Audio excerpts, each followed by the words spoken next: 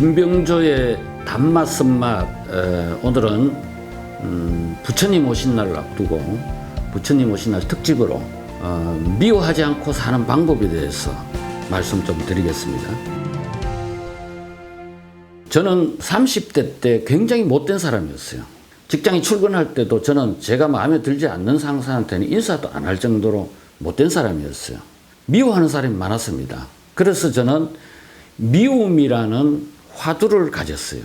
어떻게 하면 사람을 미워하지 않고 살 수 있을까? 또 나도 사람들로부터 미움을 받지 않고 살 수 있을까? 이게 제가 풀어야 할 하나의 숙제였습니다. 불교에서 이제 그런 걸 화두라 그러는데, 그래서 뭐 연말에 뭐 회식할 때 이럴 때도 저는 노래조차 미워하지 않으리 이런 노래 부르고 그랬었는데, 한 분은 제 회사에 이제 갓 졸업한 여학생이 이제 계약직으로 있었는데, 이 친구가 한 번은 저한테 이런 소리를 하는 거예요. 차장님, 저는 차장님을 볼 때마다 저 양반은 도대체 무슨 낙으로 살까? 세상 근심 걱정, 불평 불만은 혼자 다 짊어지고 있는 것처럼 보인다라는 말을 하는 거예요. 그 소리에 제가 충격을 받았습니다. 그러면서 젊은 여직원이 뭐라고 했냐면은, 차장님은 사람에 대한 집착, 애착이 너무 강하다는 거예요. 그 집착을 버리고 자연을 벗하거나 뭐 취미생활 하거나 해보십시오 그러는 거예요. 이튿날 제가 관악산 연주함에 갔습니다. 저는 불교 신자는 아니지만은 한 3시간 이제 참선을 했습니다. 제가 가지고 있던 미움이라는 화두와 그 여직원이 말한 인간의 사람에 대한 집착, 이걸 어떻게 풀 수 있을까? 또 왜 내가 사람을 그동안 미워했는가? 이걸 생각했는데, 다행히 짧은 시간에 제가 풀었습니다. 불교적으로 말하면 해탈을 한 거죠. 어떻게 해서 그거 했느냐? 우선은 제가 왜 사람을 제가 그렇게 미워하는가? 그걸 한번 생각해 봤어요.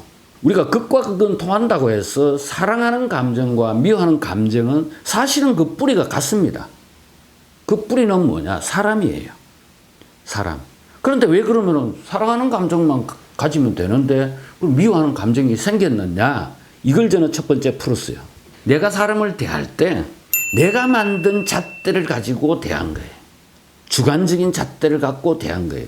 그 잣대에 맞는 사람은 제가 좋아하고 사랑하고 존경하고, 그렇지 않으면 싫어하고 미워하고 멸시했던 겁니다. 아마 저뿐만 아니라 많은 분들이 지금까지 인간관계를 그렇게 해왔었다고 저는 생각을 합니다. 그래서 이제 1단계는 그걸 원인을 제가 이제 알았어요. 그 다음에 2단계.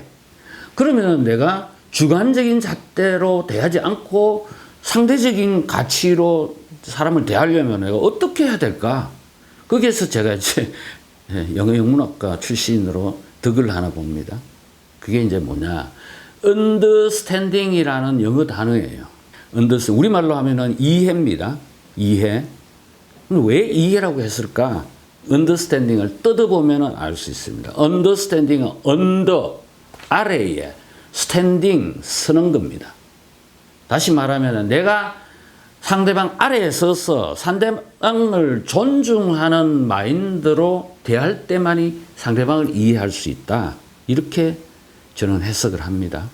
거꾸로 내가 상대방 위에 군림해서, 다시 말하면 오버스탠딩 하면은 절대 상대방을 이해할 수가 없어요. 내가 오버스탠딩 해가 있으면 아예 사람이 보이지가 않아요. 안하무인이 되는 거죠.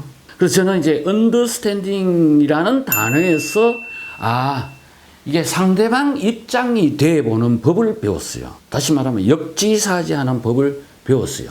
그 다음에 근데 왜 그럼 굳이 understanding을 해야 되느냐 하는 3번째 물음을 제가 이제 가졌던 거예요. 그거는 또 어디서 제가 답을 얻었느냐? 인간과 컴퓨터의 차이에서 저는 답을 얻었어요. 그 차이는 뭐냐?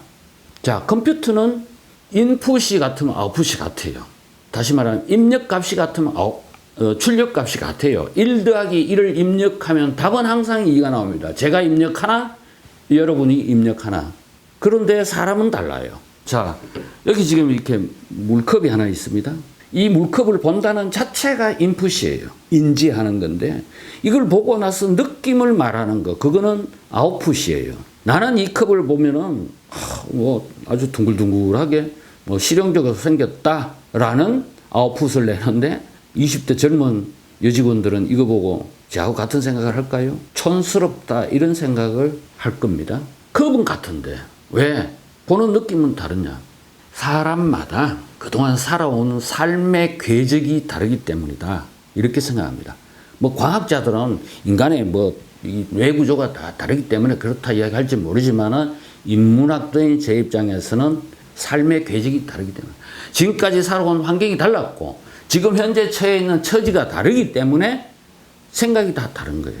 가령 같은 나이에 학교도 같이 다닌 오래된 동창 그 여자친구가 둘이 있다고 합시다. 그런데 그 여자친구의 생각이 자식이 있는 친구와 자식이 없는 친구는 생각이 달라요. 또 자식이 있더라도 아들이 있느냐 딸이 있느냐에 따라 다르고 같은 아들을 한 명 두고 있어도 말 잘 듣고 공부 잘하는 엄친아의 엄마인 친구는 자식에 대한 생각을 좋게 할 겁니다. 그런데 꼴통인 아들을 두고 있는 엄마는 그럴까요? 천지 차이일 겁니다. 자식에 대한 생각이. 이게 인간입니다. 그래서 바로 이 세 가지 이 물음에 대해서 제가 답을 얻었습니다. 미워하지 않는 방법. 첫째는 내가 사람을 대할 때 내 잣대로 하지 말고 상대적 가치를 갖고 대하라는 거고. 자, 왜 그러면 상대적 가치를 가져야 되느냐? 바로 사람은 다 다르기 때문에 내가 상대방의 입장을 존중하는 자세를 가져야 된다. 그래야 이해할 수 있다. 왜 그렇게 해야 되느냐? 사람은 컴퓨터하고 다르기 때문에 그렇다는 겁니다. 달리 생각할 수 있어요. 그러나 저는 다행히 젊었을 때 이렇게 그 미움이라는 화두를 풀었습니다. 그래서 이제 5월 12일 날이 이제 부처님 오신 날인데 여러분들에게도 제 경험을 공유하자는 의미에서 말씀드린 것입니다. 부처님 오신 날 좋은 날에 여러분 우리 모두가 다 부처가 될 수 있다고 하니까 모두 성불하십시오.